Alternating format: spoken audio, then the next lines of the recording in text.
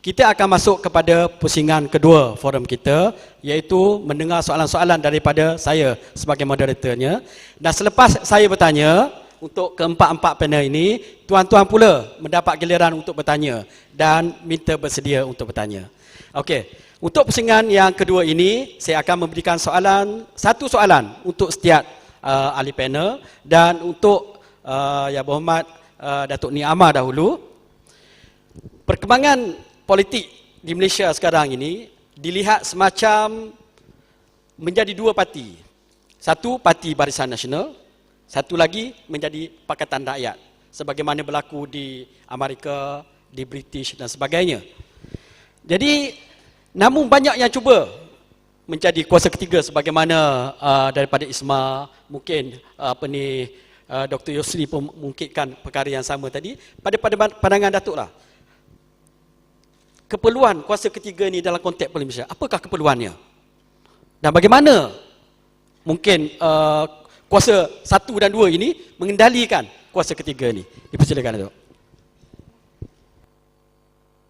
Terima kasih saudara moderator. Seperti mana yang saya sebut daripada awal tadi, tentang takrif kuasa ketiga tu kita tidak sampai kepada keputusan lagi.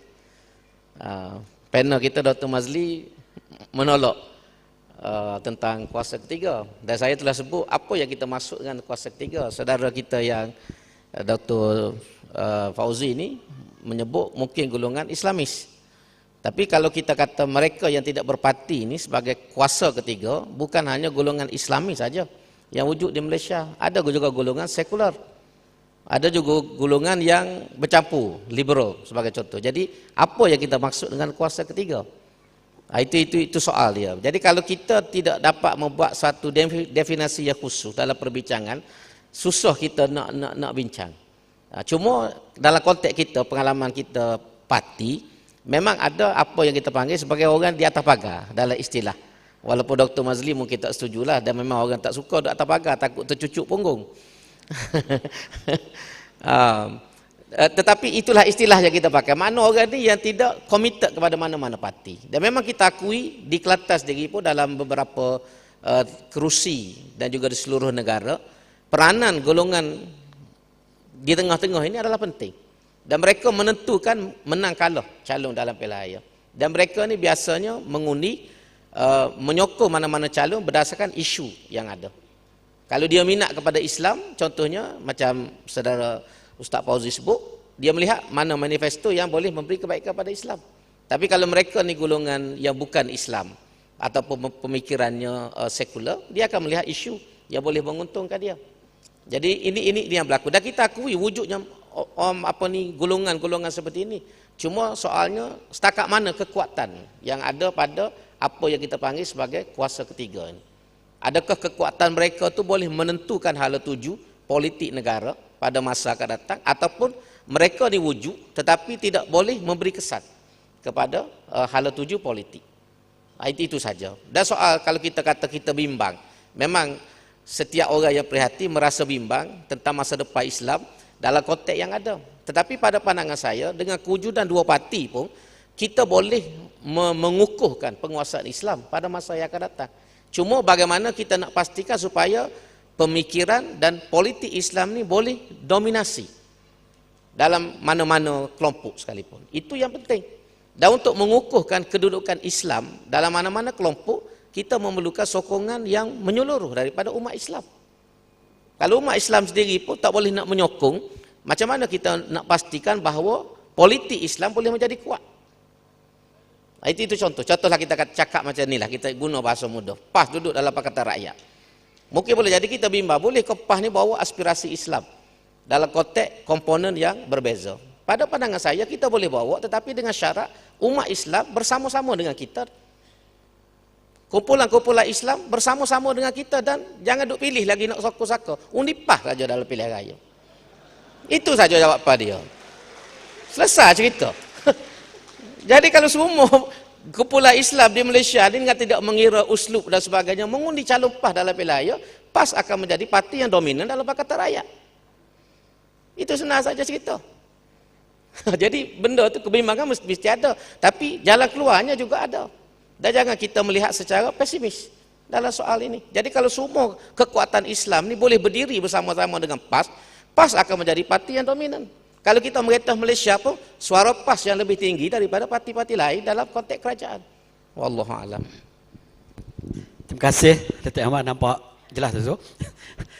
Okey, kita pergi kepada Dr. Yusri. Agak sensitif tapi saya nak tanya juga Dr. Yusri mana ni. Doktor pernah menjadi Presiden ABIM. Datuk Seri Anwar adalah pengasas ABIM. Kini Anwar menjadi salah satu dari dua kuasa dalam dua kuasa utama dalam politik Malaysia. Di mana doktor sekarang?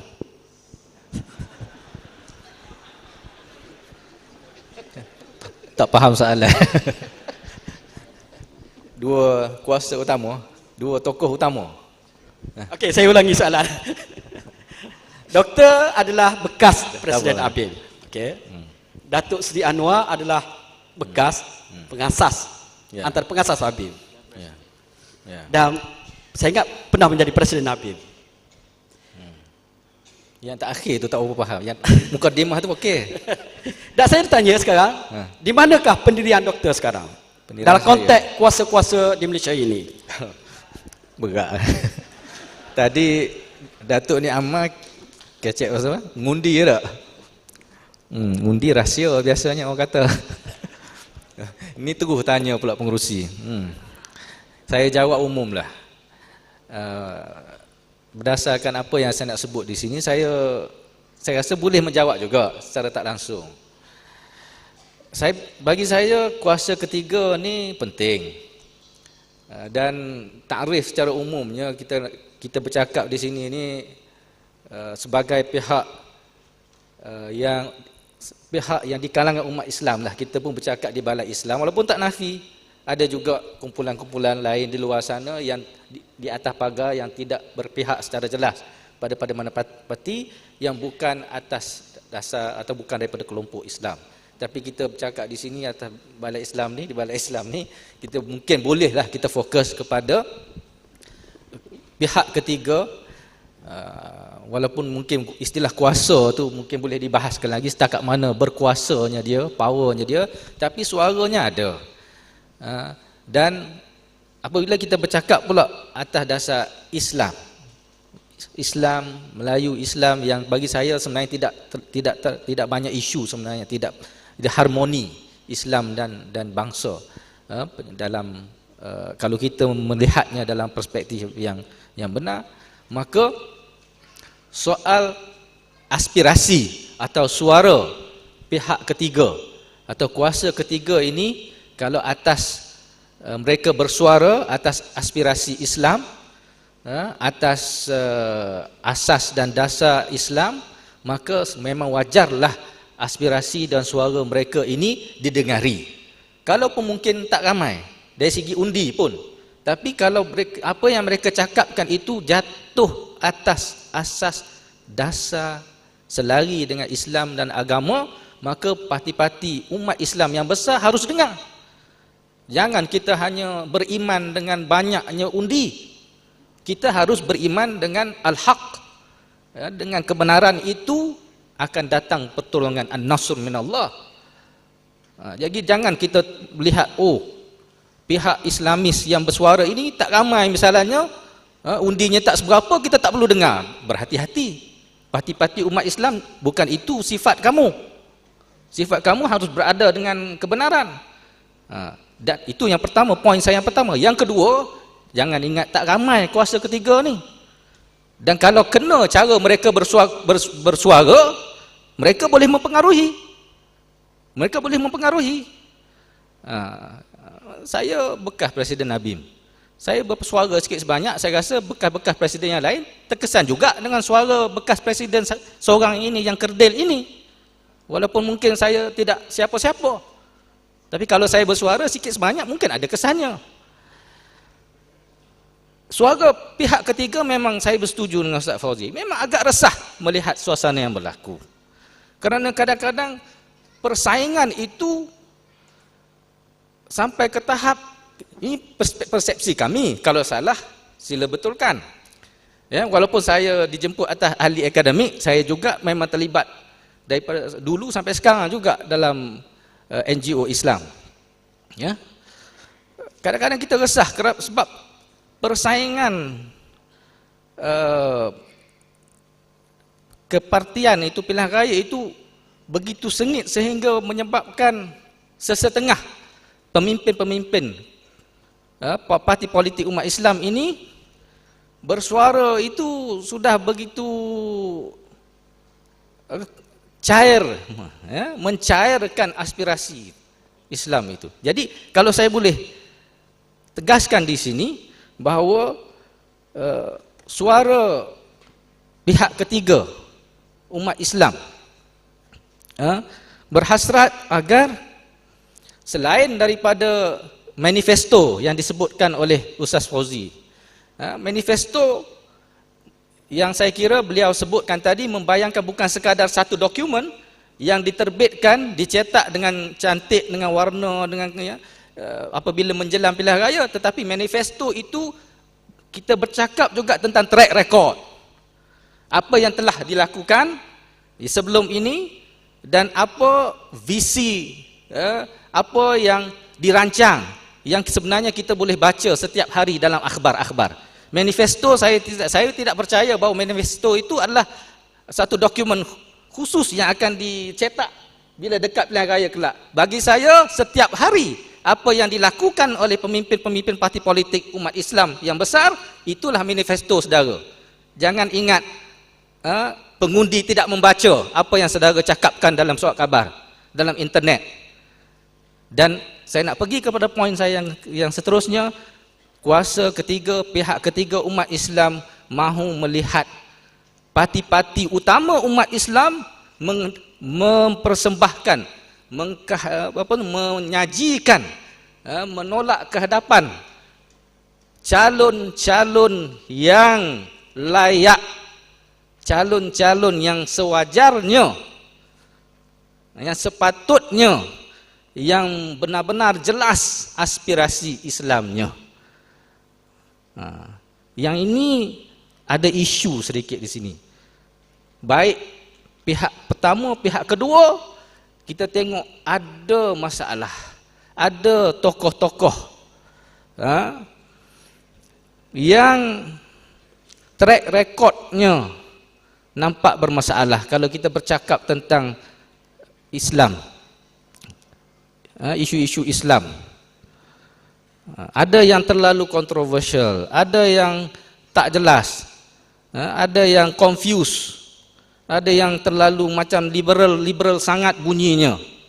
Yang ni pihak ketiga, kalaupun tak dikatakan kuasa pun tak apalah, pihak ketiga berharap janganlah ramai sangat di mana-mana pihak, di kiri ke di kanan ke, pemimpin-pemimpin yang sebegini yang dikedepankan. Kalau tidak, jangan marah kalau pihak ketiga akan bersuara dengan agak jelas dan lantang untuk menolak tokoh-tokoh seumpama ini. Wallahu a'lam. Terima kasih Dr. Yusri. Sabar. Okey, nanti kita akan mendengar lagi dengan Dr. Yusri. Kita pergi kepada untuk Dr. Mazli pula. Semasa debat antara Rafizi dengan Khairi baru ni, doktor telah membuat sesuatu yang sangat mengejutkan banyak pihak, iaitu mencabar orang lain untuk berdebat juga, iaitu mencabar Perdana Menteri untuk berdebat. Dan saya percaya doktor tahu Perdana Menteri memang tidak mahu berdebat. Apakah doktor mahu ketika itu mahu menjadi kuasa ketiga yang mendesak Perdana Menteri, ataupun memang sebenarnya doktor berpihak sebenarnya? Silakan. Dia ada pembetulan sikit, Tuan Moderator. Saya tidak mencabar Perdana Menteri seorang saja. Saya melontarkan cabaran mewakili audiens dan rakyat Malaysia kepada calon bakal Perdana Menteri BN dan calon bakal Perdana Menteri PR untuk berdebat, untuk bersemuka, untuk rakyat Malaysia semua dengar apa yang mereka ingin bawa Malaysia ke hadapan. Dan saya rasa itu merupakan hasrat seluruh rakyat Malaysia. Jadi anggaplah yang melontarkan cabaran itu bukanlah moderator semata-mata, tetapi dia hanya menjadi peti suara kepada rakyat majoriti. Nak kata berpihak tak pihak, ini yang kadang-kadang dilema orang akademik. Itu yang kadang saya tak percaya ada kuasa ketiga ni. Sebab kadang-kadang bagi pihak yang non-partisan, macam kata Dr. Yusri tadi, terutamanya orang akademik lah, nak kata tak berpihak pun tipu jugalah. Setiap orang ada pihaknya. Cuma bila kita berbicara dalam pentas akademik, kita berbicara di atas kapasiti orang akademik, kita akan bicara dengan fakta dan hujah. Dan kebetulan kadang-kadang pergi lekno, kadang-kadang pergi lek ni. Walaupun banyaknya pergi lekno ya. Jadi orang bila kita tegur, bila kita suarakan sesuatu, UMNO terutamanya dia tengok tak bertepatan dengan apa dia nak. Dia kata kita pro pembangkang. Itu masalahnya. PAS pun gitu juga kadang. Kita kritik sikit, nanti dia kata kita pro UMNO, padahal kita bukan ahli UMNO pun. Tapi nampak PAS lebih matang sikit lah kan. Okay. Cuma kita kembali kepada persoalan calon. Saya agak setuju bila kata Ustaz Fauzi dan juga Dr. Yusri macam satu pihak pula dengan ya. Okay. Bila kata perlu calon yang elok daripada pihak sama ada pihak PR ataupun pihak BN. Kami nak buat keputusan jikalau nak bawa Islam dan sebagainya. Mengapa tidak? Kalaulah kita meyakini bagi pihak Dr. Yusri dan Ustaz Fauzi bahawa Islam yang ingin dibawa oleh pihak Dr. Yusri dan juga Ustaz Fauzi lebih baik, lebih benar berbanding dengan setengah calon di dalam PR ataupun BN, mengapa tidak Dr. Fauzi dan Ustaz Muni sendiri masuk menjadi calon? Kalau kata PAS ada calon yang tak jelas, PAS ada calon yang liberal, ganti masuk PAS. Jadi calon PAS yang lebih jelas. Ataupun kata kalau UMNO pun tidak apa pihak, masuk UMNO kan? Okay. Jadi saya rasa bagi perjuangan Islam, bukan hanya Islamis ni, bukan hanya pihak ketiga. PAS ni dah lama dah Islamnya. Nama pun parti Islam dah. Takkan kita nak kata antara dua pihak ni Islamis pihak ketiga. Saya rasa tak benar. Daripada kalau kita lihat PAS tu nama dah parti Islam, ni pun Balai Islam, dan nak bawa kota, apa yang telah dilakukan selama ni memang bertepatan dengan Islam dan nak dibawa ke depan walaupun ditukar nama jadi negara berkebajikan ke apa, tapi saya yakin substance ataupun isi kandungannya tetap Islam. Ya. Dan begitu juga, kita jangan lupa hatta di dalam PKR pun terdapat individu-individu yang walaupun mereka ini tidaklah kata kami ini Islamis, tapi mereka membawa suara-suara Islamis. Saya teringat beberapa rakan-rakan dalam PR yang kalau kita buat bagaimana perbincangan berkaitan Islam yang sebelum ini tidak pernah dibawa kepada bukan Islam, sama ada bagi pihak DAP atau pihak PKR sendiri, tapi sekarang ini boleh dibincang dengan mereka secara jelas. Ini Datuk Nik Amar boleh terangkanlah. Kalaulah persoalan Islam yang kita nak bicarakan. Dan dalam suasana politik, saya rasa ini menguntungkan bagi ramai pihak sendiri. Dan cuma kewujudan pihak Islamis yang mungkin tidak mahu berpihak kepada UMNO dan PAS, tetapi ingin menjadi check and balance, menjadi pemantau kepada UMNO dan juga PAS, yang mungkin Dr. Yusri dan juga Ustaz Fauzi pilih. Saya rasa itu perlu ada juga. Perlu ada pihak yang memantau kedua-dua PR dan juga BN, kedua-dua kerajaan dan juga pembangkang, di atas dasar sunnah tadafuk itu sendiri, di atas dasar islah. Kan kata dalam Quran dalam Hujurat itu kan, fa aslihu baina akhawaikum. Jadi pihak Islamis yang mungkin tidaklah menjadi golongan pertama dan kedua, tetapi menjadi pihak ketiga untuk mendamaikan, itu perlu. Cuma di dalam perkara yang jelas, isu kezaliman dan keadilan, isu penipuan, isu rasuah, isu pengundian tu, kita kena jelaskan prinsip kita. Kat mana pun kita dalam bab tu kita kena jelas. Dan itulah Islam pun. Wallahu a'lam bishawab. Terima kasih. Nampaknya Dr. Mazli menjadi panelis yang paling popular, dapat tepuk tekan ni. Okey, kita pergi kepada saudara Ustaz Fauzi pula. Agak sensitif Ustaz, tapi saya nak sebagaimana tu nak tanya juga hal ini. Ketika Dr. Hassan Ali dipecat daripada PAS, ISMA adalah antara pihak yang menyambut beliau. Ini dibayangkan oleh statement-statement daripada pemimpin ISMA. Sekarang semua tahu ke mana arah Dr. Hassan Ali ini. Dalam konteks peribadi pula, Ustaz adalah antara pihak yang menulis dengan saya baca tulisan Ustaz yang terbaru tentang budaya hiburan yang melampau-lampau di Malaysia sekarang ini. K-pop misalnya. Ustaz kata hiburan di negara kita ini sudah melebihi saiz dan dos yang dibenarkan oleh syariat. Di mana sebenarnya pendidikan Ustaz dalam konteks kuasa ketiga politik di Malaysia ini?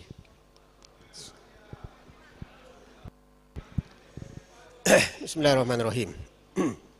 Baik, persoalan berkenaan tentang Hassan Ali dan juga jalur ketiga yang ditubuhkan oleh beliau, Jati, dan kaitannya dengan ISMA. Dia secara umum, suka saya kongsikan dekat sini, ISMA secara umum kita cuba untuk mencari kawan sebanyak mungkin. Sebab itu mungkin saudara-saudari tidak begitu perasan sebenarnya. Dalam pilihan raya 2004, dalam pilihan raya 2008, kita tolong beberapa orang calon PAS. Tapi saudara-saudari nak maklum ataupun tidak maklum ataupun tak kisah ataupun kisah, itu satu benda lah. Tetapi itu adalah merupakan hakikat dalam sejarah. Jadi jangan sekali-kali kata bahawa ISMA memusuhi PAS. Itu tidak pernah berlaku. Kemudian begitu juga apabila kita cuba untuk mencari kawan sebanyak mungkin, kita cuba menjalinkan hubungan dengan PAS, kita cuba menjalinkan hubungan dengan badan-badan lain, termasuklah Hassan Ali sendiri. Termasuklah Hassan Ali sendiri. Ada benda kita setuju dengan dia, ada benda kita tak setuju dengan dia. Jadi hubungan ISMA dengan Jati, dia adalah merupakan hubungan badan dengan badan. Jadi tidak lebih dan tidak kurang daripada itu. Benda yang dia buat kita rasa okey, kita sebut pada dia okey. Benda yang dia buat kita rasa tak okey, kita kata pada dia tak okey. Ada benda yang memang kita tak setuju. Beberapa pendekatan yang dia buat tu kita tak setuju, memang kita sebut pada dia kita tak setuju. Jadi dia pun faham kita punya pendirian. Itu kita dengan Jati lah. Jadi sebab itu, bila kita bercakap tentang konteks ataupun dalam ruang lingkup kuasa ketiga ni, ataupun kalau sensitif sangat guna kuasa, sebutlah pihak ketiga. Pihak ketiga ini adalah merupakan sesuatu yang sebenarnya masih lagi terapung-apung. Dia boleh berlaku dalam apa juga bentuk dalam masa akan datang. Bergantung kepada suasana politik dan seumpamanya. Mana yang akan jadi, mana yang akan dulu, mana yang akan kuat, mana yang akan tak kuat, itu semua adalah merupakan sesuatu yang akan ditentukan oleh masa. Tetapi saya suka juga untuk menyebut di sini bahawa apabila kita bercakap tentang isu ni, saya harap sungguh-sungguh kepada pihak PAS. Saya bercakap di pentas PAS di negeri Kelantan. Saya tahu isu ni adalah merupakan satu isu yang susah orang nak sebut, tapi saya nak sebut juga. Saya nak sebut juga. Kenapa wujudnya gerakan macam kuasa ketiga ni ataupun pihak ni? Dari segi bila kita kata kenapa tak sokong PAS? Kenapa Ustaz Fauzi tak masuk PAS? Dia tidak semudah itu. Tidak semudah itu. Saya nak sebut beberapa benda. Di antara perkara yang kita rasa kita nak komen sikit, tetapi minta maaf. Kalau sekiranya sensitif, saya minta maaf sungguh-sungguh. Tapi saya sebut. Sebab saya tak ada niat apa-apa selain daripada untuk kita ni berhubung dengan baik. Dan kita tak ada kepentingan lain selain daripada kepentingan Islam. Bila PAS mengumumkan tentang konsep negara berkebajikan, ISMA punya bacaan dan kajian, kita yakin bahawa PAS tidak pernah mengubah konsep negara Islam. Jadi tidak ada isu dekat situ. Sebab itu kita pun pernah keluarkan satu artikel dalam Siasah. Kalau sekiranya sudah baca, kita sebut negara berkebajikan PAS lebih soleh daripada negara kebajikan UMNO. Itu memang kita sebut dalam satu artikel yang panjang. Tapi saya rasa tak ramai ahli PAS yang baca. Yang baca adalah benda-benda yang berkait dengan kritikan itu saja. Tetapi pujian tu orang tak baca. Tapi saya sebut di sini, kita masih yakin bahawa golongan ulama dalam PAS dan begitu juga dengan Dewan Pemuda dalam PAS masih berpegang kepada doktrin negara Islam. Itu kita yakin. Tetapi apa yang kita bimbang? Yang kita bimbang adalah dari segi khitab Islami ataupun pengucapan Islam. Golongan awam di bawah, dia tak tentu faham. Itu satu. Kemudian yang kedua, apabila disebut negara berkebajikan, sebahagian daripada pimpinan PAS, bukan daripada golongan ulama', bukan daripada golongan Dewan Pemuda, dia menyebut satu statement lebih kurang dalam 2-3 minggu lepas, no more Islamic State. Jadi adakah ini yang dimaksudkan dengan negara berkebajikan? Saya minta sungguh-sungguh supaya pimpinan PAS study betul-betul benda ni. Kalau sekiranya memang betul PAS nak negara Islam, sebutkan. Dan kita apabila kita yakin, memang kita tak akan bagi sokongan berbelah bagi kepada PAS. Itu satu. Kemudian yang kedua, saya nak sebutkan kat sini, walaupun mungkin sensitif, tapi saya sebut. Berkenaan tentang tahaluf siasi PAS dengan DAP, PKR kita boleh bincang lagi. Tahaluf siasi PAS dengan DAP. Dari segi pendalilan, saya nak sebut dari segi pendalilan saja. Sebab kita adalah merupakan golongan yang berpegang kepada syarak. Kita tak ada rujukan lain selain daripada Quran dan hadis. Saya baca kertas kerja yang ditulis oleh Majlis Syura Ulama PAS. Dan saya ada beberapa komen di situ. Bukan nak condemn, bukan nak apa. Tapi saya nak bagi pandangan saja. Pertama, apabila dibaca tahaluf siasi yang dibuat dalam kertas kerja Majlis Syura Ulama PAS, saya dapati di situ ada beberapa kelonggaran dari sudut istidlal. Pertamanya, apabila dibacakan ayat-ayat berkenaan tentang ayat wilayah, larangan untuk memberi walak kepada orang kafir. Ada 4 ayat disebut kat situ. Di hujung itu ditulis bahawa ayat ini terbatal. Dakwaan bahawa ayat itu terbatal adalah merupakan satu benda yang cukup serius. Satu. Kemudian yang kedua, bila didatangkan dalil, mana didatangkan dalil yang mengatakan boleh, didatangkan dalil yang mengatakan tidak boleh. Satu dalil yang ditinggalkan oleh kertas kerja ni, iaitu satu hadis diriwayatkan oleh Imam Muslim, nahnu la nasta'inu bi musyrikin ala musyrik. Kami tidak akan meminta tolong daripada musyrik untuk mengalahkan musyrik. Hadis ini adalah merupakan hadis sahih yang hadis cukup penting dalam masalah tahaluf. Tapi kenapa ditinggalkan dalam kertas kerja itu? Itu yang kedua. Kemudian yang ketiga, dalil yang mengatakan boleh tahaluf. Digunakan satu dalil. Digunakan satu dalil daripada satu hadis yang diriwayatkan oleh Hasan bin Umarah berkenaan tentang Nabi minta tolong daripada Bani Qainuqa. Hadis yang diriwayatkan oleh Hasan bin Umarah ini disebut oleh Ibnu Hajar sebagai satu hadis yang diriwayatkan oleh seorang yang dhaif. Hasan bin Umarah itu adalah merupakan seorang dhaif, disebut oleh Imam Fathul Bari ataupun Imam Ibnu Hajar Asqalani sebagai seorang yang dhaif. Jadi tapi hadis itu digunakan sebagai satu sumber utama di dalam pendalilan. Kemudian begitu juga adalah lagi beberapa benda lain dan seumpamanya. Contohnya macam Nabi minta tolong daripada Bani Khuza'ah. Bani Khuza'ah adalah merupakan satu bani yang merupakan dalam tu ada orang Islam, dalam tu ada orang bukan Islam. Jadi maknanya pertolongan itu bukan minta tolong daripada satu kaum yang majoriti ataupun semuanya 100% itu bukan Muslim. Jadi begitulah. Jadi maknanya dari segi pendalilan-pendalilan itu, semasa dialog yang kami buat di Putrajaya, kita jemput PAS dan PAS menghantar wakilnya Ustaz Naziri Cik daripada Dewan Pemuda. Jadi kami bincang dan kita sebut bahawa kalau sekiranya sudi untuk PAS membincangkan kembali berkenaan tentang tahaluf. Saya bukan kata tahaluf itu haram secara mutlak. Saya tak rasa macam itu. Tetapi tahaluf adalah merupakan, pada kami, adalah merupakan hukum pengecualian yang perlu dilakukan dengan satu dawabit yang cukup ketat. Dan dawabit yang cukup ketat itu perlu dijaga daripada hari ke hari. Jadi kita bukan kata tahaluf itu haram. Tetapi maknanya sesuatu yang perlu untuk dijaga betul-betul. Jadi kalaulah sekiranya PAS sudi kan, untuk berbincang dan membuka kembali kan, dan bincangkan betul-betul. Akhirnya sebab apa? Tuan-tuan dan puan-puan, kita ni tak ada rujukan lain daripada Quran dan hadis. Kita bukan rujuk kepada itu, bukan rujuk kepada ini. Last sekali kalau apa hadis kata itulah, apa Quran kata itulah. Jadi itulah sebabnya beberapa perkara ini menyebabkan akhirnya wujudlah apa yang disebut sebagai kuasa ketiga ke, pihak ketiga ke. Jadi kalau sekiranya saudara-saudari tanya kepada satu soalan mudah, kenapa Ustaz Fauzi tak masuk PAS?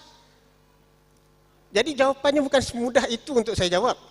Kerana ada beberapa persoalan yang perlu untuk ditanya betul-betul dan dibincangkan.